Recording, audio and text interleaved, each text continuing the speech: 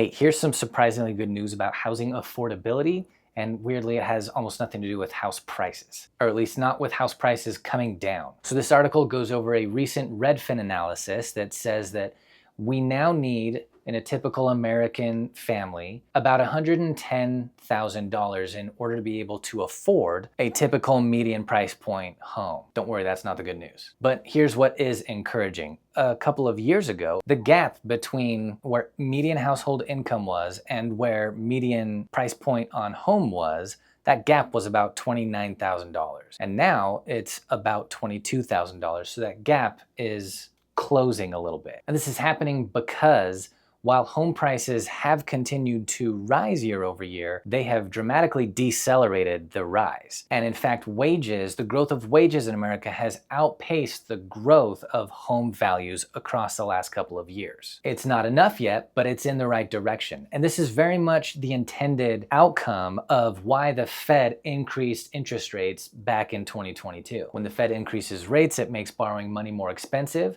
It takes more home buyers out of the market, and that takes pressure off of home prices going up. When there's less demand, because there's fewer buyers, then there's less pressure on home prices to be going up like they were. Now, I'm not trying to say that higher interest rates are good for buyers. That's obviously painful when you're trying to take out a mortgage and buy a home right now. But they did help slow the runaway home values that were happening across 2020, 2021, 2022. So we're not at the point where we would say housing is affordable again for enough people, but we are moving in the direction that buyers need. Wages are slowly catching up. It's a painful patience to wait, but wages are slowly catching up. That gap between median home price and median household income is narrowing, and more homes are becoming more affordable to the typical American buyer. And that's real progress. It's something worth paying attention to. So to be clear, I'm not trying to take bad news and spin it into good news, but what I am saying is we're still in a difficult housing market, and it's appropriate to recognize a positive trend when we see one.